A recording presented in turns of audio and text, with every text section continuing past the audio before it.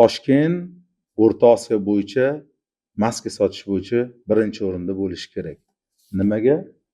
Hozir razbor qilamiz.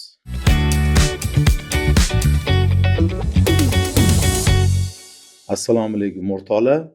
Sizlar bilan O'zbek podkasti hafta yangiliklar rubrikasining yangi soniga xush kelibsiz. O'rtoqlar, sizlar bilan bugun ekologiya yangiligi haqida boshlaymiz va undan tashqari 3 ta yana qaynoq yangiliklarimiz bor. Ularni ham sizlar bilan maslahatlashamiz. Qani ketdik.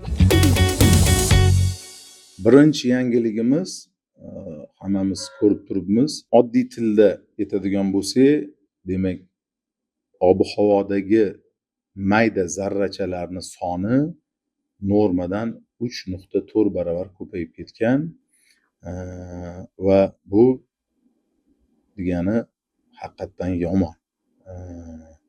Zarar. Bunaqa holatlarda odatda nima qilinadi? Odatda ehtiyotkorlik qilinadi. Ehtiyotkorlik qilishi har xil yo'llari bor. O'shalar bo'yicha sizlar bilan gaplashamiz. Endi mana PM2,5 mayda xavfli chang degan narsa bor. Bu mayda xavfli chang o'sha demak odamning o'pkasida qoladi, organizmiga kiradi va juda qattiq yomon kasalliklarga olib kelishi mumkin. Shuning uchun bunaqa holatlarda o'rtoqlar, mana Xitoyda, rivojlangan mamlakatlarda, asosan Yaponiyada, Koreyada xalq bunaqa holatlarda обязательно maskani kiyadi. Nima uchun? Chunki ularda aytaylik shu mandat asosida bo'ladi. Odatda bunaqa yangiliklarni o'sha sog'liqni saqlash boshqarmalari, agar shaharda bo'ladigan bo'lsa yoki sog'liqni saqlash vazirliklari media orqali yoki o'zini o'sha Instagramdagi sahifalari orqali xalqqa albatta maska kiyilishligi, ko'p ko'chada sayr qilmasligi, mashinada yurganda aytaylik filtrlarni almashtirishligi mashinalarni. Bundan tashqari mashinada o'tirganingizda tashqaridan havo kiradigan knopka bor va ichkaridagi havoni aylantiradigan knopka bor. Bunaqa holatlarda aytaylik u zarrachalar juda mayda. Agar sizni filtrlaringiz yaxshi ishlamayotgan bo'lsa yo arzon filtr qo'yilgan bo'lsa, u zarrachalar o'tishi mumkin va shunaqa holatlarda tavsiya qilinadiki, o'sha mashinaning ichkarisidagi havoni o'zini aylantirish kerak. Endi bu nima uchun bo'ladi degan savollar bor. Bu savolda endi o'sha O'zgidrometni ta'kidlashicha, bu yerda iqlim o'zgarishi ham buni ko'payib ketishiga olib keladi deyshadi. Va endi bilamiz, baribir Toshkentimiz oxirgi 5-6 yildan beri yangitdan qurilmoqda. Qurilishlar haqiqatan ham ko'p. Bunga o'ziga yarasha sabablar bor. Oldingi davrda ko'p qurilishlar bo'lmagan va o'sha rivojlanishi demak katta bir qismi oxirgi 5-6 yilga taqalib qolgan.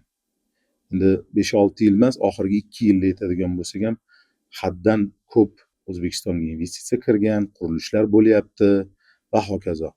Va undan tashqari men bir videoda ko'rdim, juda achinarli holat. Ayrim odamlar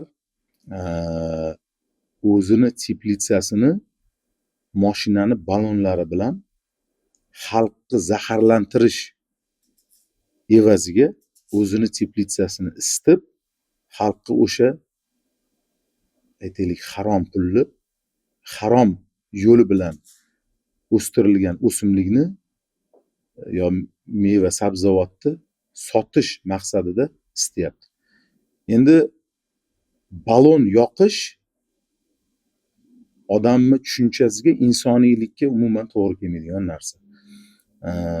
Bu narsani qilish uchun odam yo bir o'qimagan, bir miyasida bir muammoli odam bo'lishi kerak yoki bir ta'riflash qiyin. Bilmayman qanaqa odam bo'lishi kerakligini. Agar sizlar bilsanglar, обязательно kommentariyada yozinglar. Men to'g'risi tushunmadim. Va endi albatta bunaqa narsalarni men o'ylashim bo'yicha xalqni inobatga olgan, sog'lig'ini inobatga olgan holda bunaqa narsalarga juda qattiq cheklovlar qo'yish kerak. Endi qish paytida bilamiz, mana ko'mir yoqiladi, u yoqiladi, bu yoqiladi, tushunamiz. Lekin bunaqa narsalar qilinayotganda buni o'zini texnologik yo'llari bor. Misol uchun siz ko'mir yoqadigan bo'lsangiz, yo aytaylik biron bir xomashyoni yoqayotgan bo'lsangiz, siz o'zi uni yoqa olasizmi? O'zi u dunyoda yoqiladimi, qilinadimi? Shu narsani bilish kerak. Yoqishning qanaqa texnologik to'g'ri yo'li bor.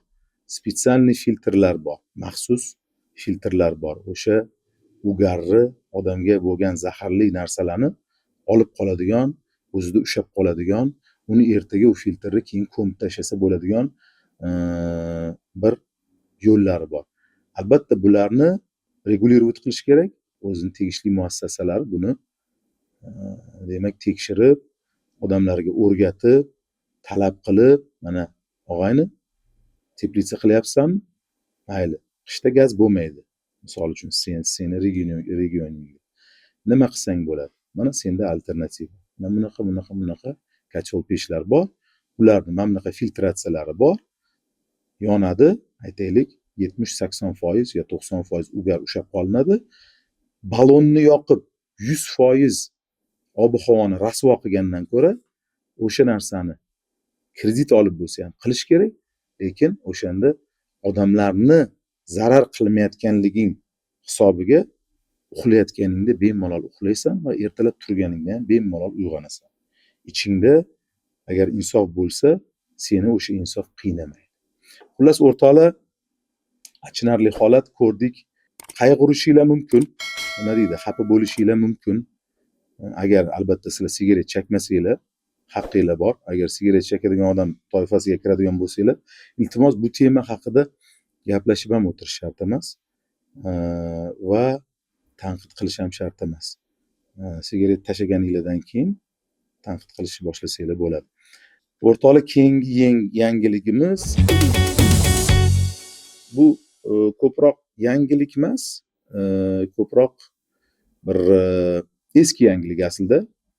Poytaxt parking haqida men bir necha kun oldin bu haqida video ham olgan edim. Bu videoda juda ko'p munosabatlar bildirildi.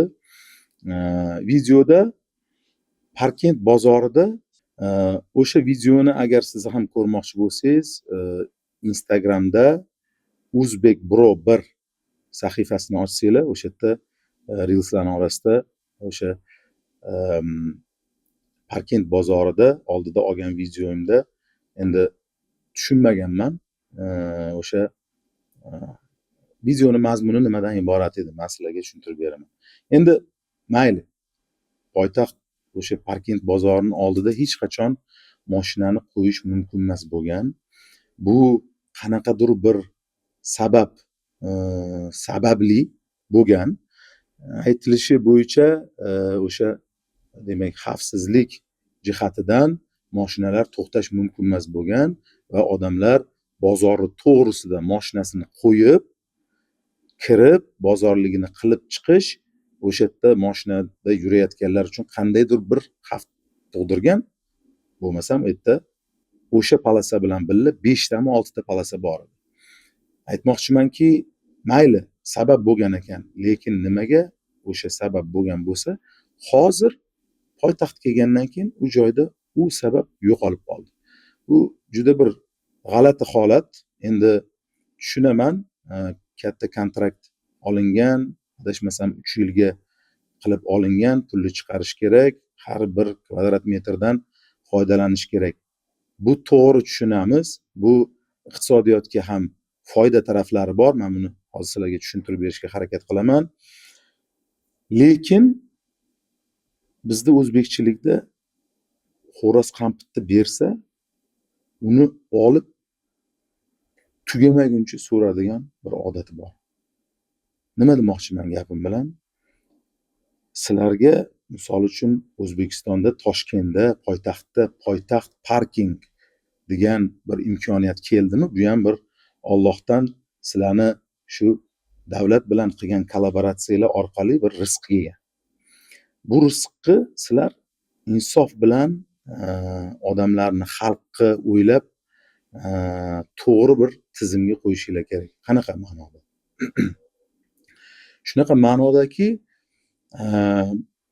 mana man Fransiyada, Amerikada, Yevropada, boshqa joylarda yashaganimda bir narsani guvohi bo'lganman. Misol uchun parkovkada aytaylik Eyfel bashniyasini tagida mashinamni qo'yganimda soatiga 24 yevro soatiga to'lardim. Bu qimmat deysiz. Haqiqatan qimmat. Endi Yevropada Eyfel minorasini tagiga mashinada kelgan odam, metro haydamasdan mashinada kelgan odam, ular biladi, bu 26 dollar siz Eyfel minorasini tagiga qo'ymoqchi bo'lsangiz 24 yevro pul to'lay olishingizni biladi va uni 24 emas 4 yevro qilib qo'yadigan bo'lsangiz, erinmagan odam ham kelib mashinasini qo'yib qo'yadi. Bu iqtisodiyot. Talab katta bo'lgan joyda narx baland bo'ladi, lekin o'sha Eyfel minorasidan 2-3 mahalla orqaga boradigan bo'lsangiz, u yerda narx 4 barobar, 5 barobar arzon. Bizda-chi? Bizda Mirobod Avenue'ni tagida ham 12 ming so'm, Sergeli bozorining oldida ham 12 ming so'm. To есть Mirobod Avenue'ni oldida qo'yadigan odam bilan Sergelida yashaydigan odamni o'rtasida iqtisodiy jihatdan farq yo'q demoqchisizlar. Agar unaqa bo'ladigan bo'lsa, adashasizlar. Farq juda katta. Bozorga kim boradi? Mashinasida odatda o'sha aytaylik supermarketdan sal bo'lsa ham tejayman, ozgina o'zimga orttiraman degan odam yoki aytaylik o'sha bozorga o'rganib qolgan odamlar boradi odatda. Lekin ko'pchilik bozorga o'sha tejash uchun boradi. Ozgina bo'lsa ham o'sha kelajagim uchun pul tejab qolay deydi. U yerda Mercedes, BMW, S-Class, Rolls-Royce'lar turmayaptimi? Demak, u yerda narx tushishi kerak. Sizlarda tekinga qo'yish 5 minut. 5 minutda aptekaga kirib chiqishingiz mumkin. Agar u yerda ham o'chirit bo'lmasa. Shoshishingiz kerak bo'ladi, yugurishingiz kerak bo'ladi. Shu chiqqanimda shtrafim turmagan bo'lsa. Rahmat, hali ham hozirgi kunda shtraf qo'ymayapsizlar. Men u kuni bozorga qo'ydim mashinamni. O'sha akamiz keldi, shtrafmi desam, yo'q, shtraf emas, ogohlantirish dedi. Shunisiga rahmat. Demak, sizlar o'sha xalq to'liq o'rganib olsin, hamma bilib olsin, o'shandan keyin taqdir taqozosi yo bir qonunchilikda o'zgarish bo'lsa, yo bir kuch kirsa, o'shanda shtraf qilamiz degan bir maqsad qo'ygansizlar. Nima bo'lganda ham hozircha shtraflar yo'q, bu yaxshi. Lekin sizlardan iltimos qilgan bo'lardim. Yevropada ko'p joylarda magazinlarni oldida 15 minut tekin. Siz o'zingiz o'ylang, magazin egasisiz. Sizni magaziningizga to'xtab bir narsa olib 15 minutda kirib shtraf olmay chiqib ketish ehtimoli balandmi yoki magaziningizga kirib 5 minutda ulgurmay shoshib pishib shtraf qilib olish ehtimoli balandmi? 5 minutda 3 barobar ko'proq. Demak, bu o'sha magazinga ham zarar. Yo'lda ketayotgan odam nima deydi? Deydi, men bitta poytaxtda stoyankasi bor ekan, hozir 5 minut tekin, hozir shu bir narsani olish uchun ham, ikkita narsani olish uchun ham pul to'laymanmi deydi, undan ko'ra o'tib ketadi. Mahallasiga mashinasini qo'yadi yo boshqa magazinga kiradi. Demak, yo'l yuzida restoranlar bor. Restoranga kirib siz ovqatingizni, zakaz qilgan ovqatingizni kirib 5 minutda olib chiqib ketishingiz qiyin. 10 minutda uzoq borsa 15 minutda olasiz, olib ketasiz. 24 soat pullik deb yozilgan. Siz o'zingiz o'ylang, siz o'sha domda turasiz.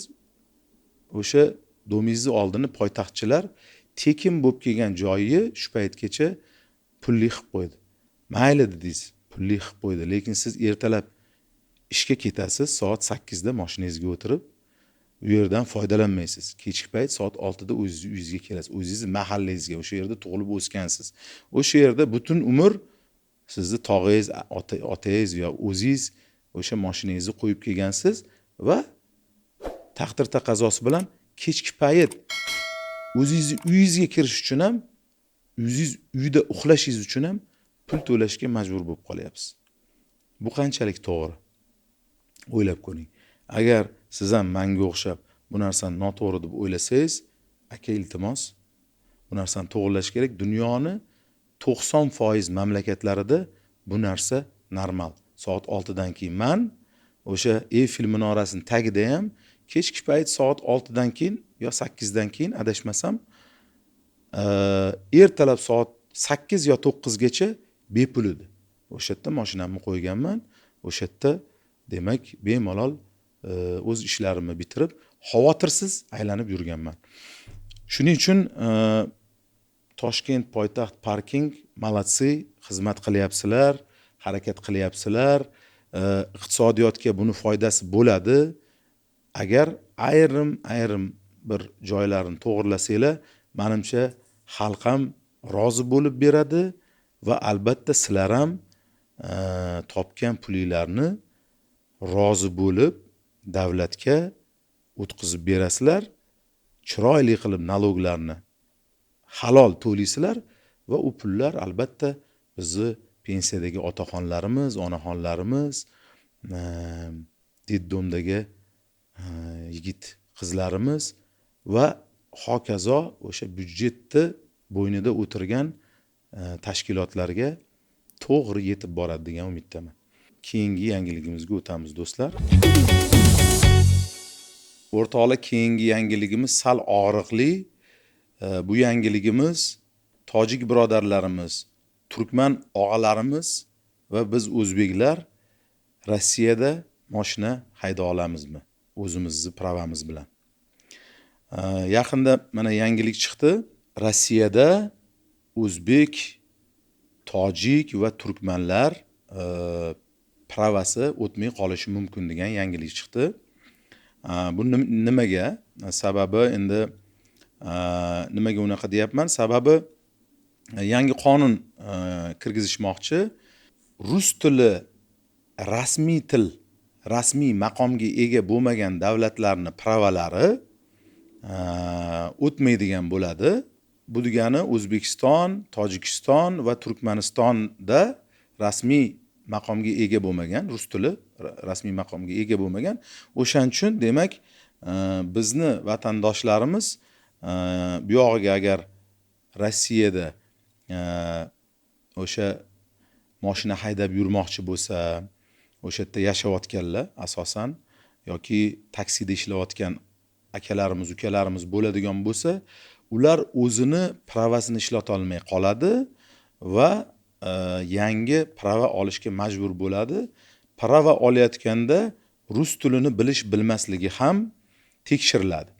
Buni o'sha endi buni to'g'ri tushunamiz. Bu o'sha bizni prezidentlarimiz C5+1 Trump bilan ko'rishgan paytdan keyingi o'sha pallada chiqdi bu yangilik.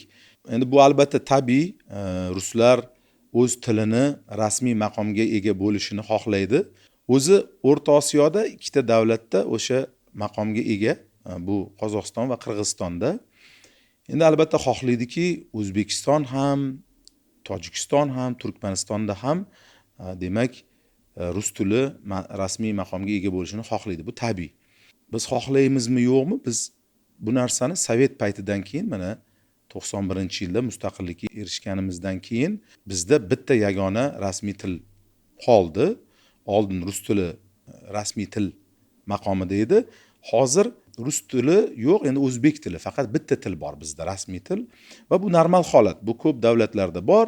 Tojikistonda ham shunaqa, Turkmanistonda ham shunaqa va buni bo'lishi normal holat. Sababi biz kelajakda demak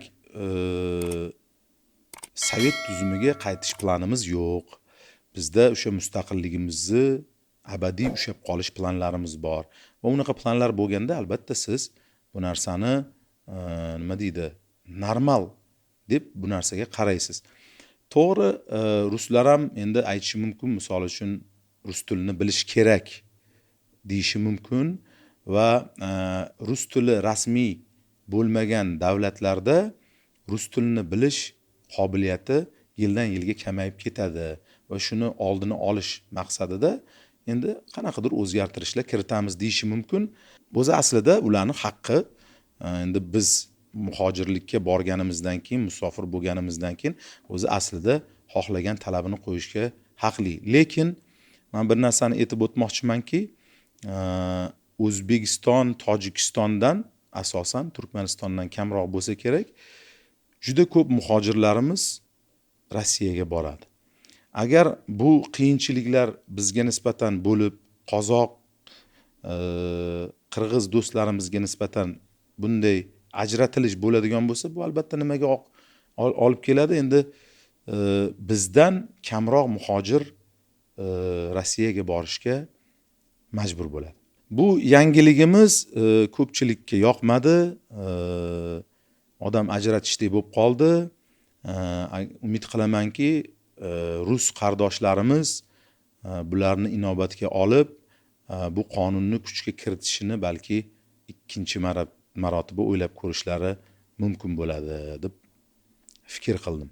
Agar o'zbek, tojik, turkman, qozoq, o'sha qardoshlarimiz, qirg'iz qardoshlarimiz hammamiz o'sha Rossiyada baxtli yashayotganlarni aytyapman. Baxtli yashab, o'sha yerda nonini topib, o'sha yerda bir o'z ishlarini yaxshi ishlab, tinch, osoyishta yursa, biz har doim xursand bo'lamiz. Sababi Rossiyasiz O'rta Osiyoni tasavvur qilib bo'lmaydi.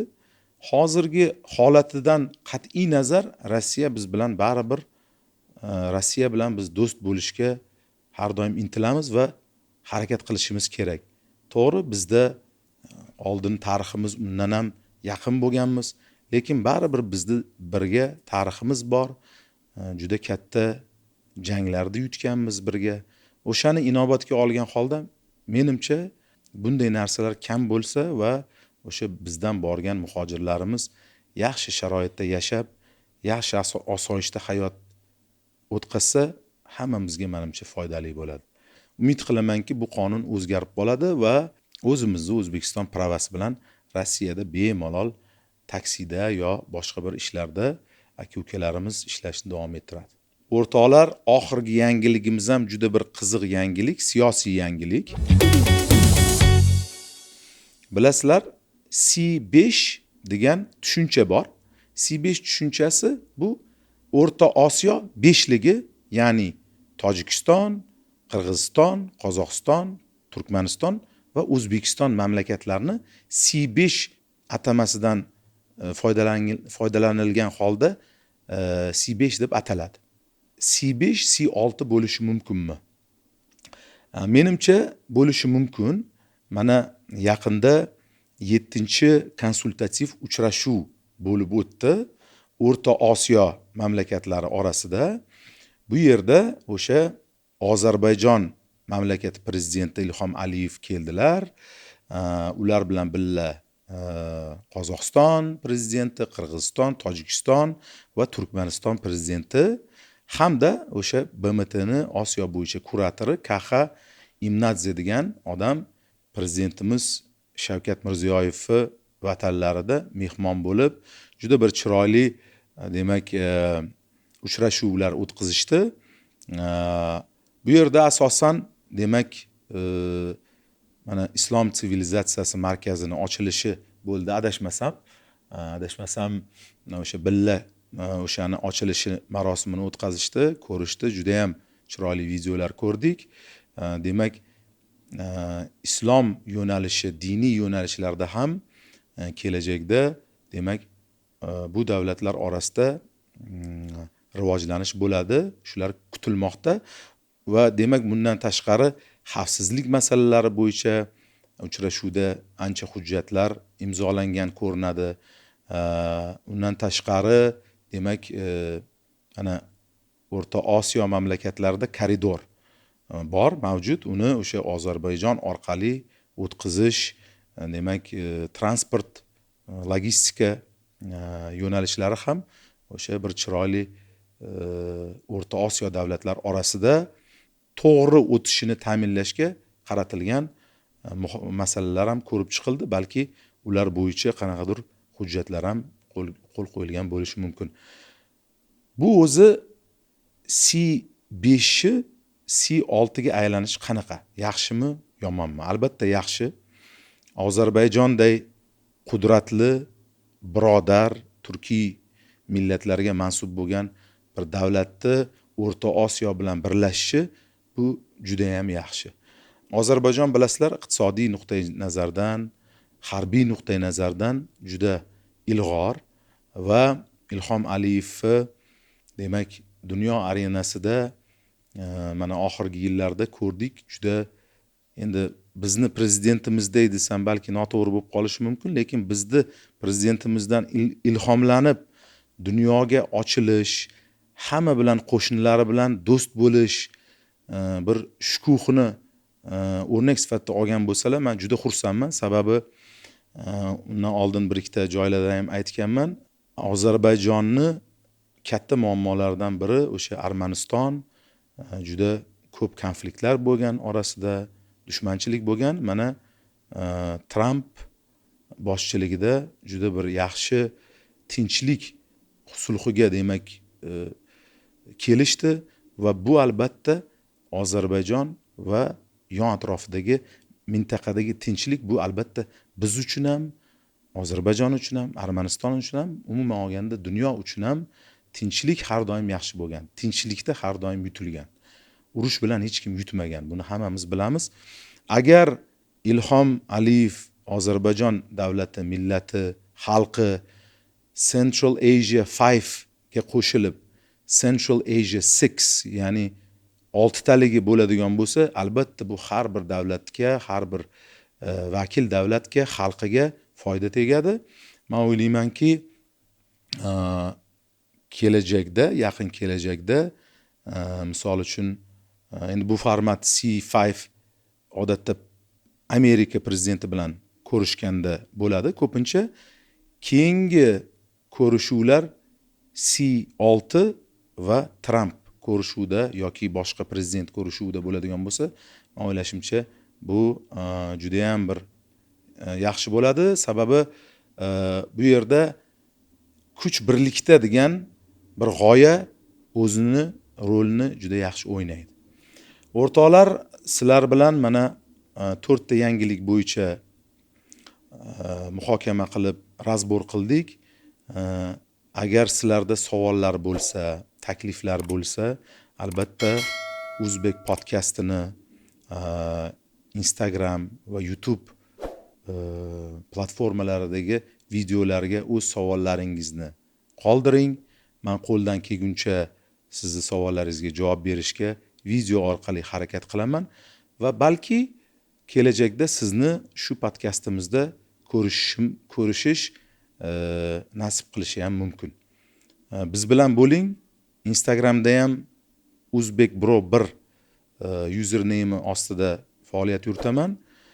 Bizga obuna bo'ling, like bosing.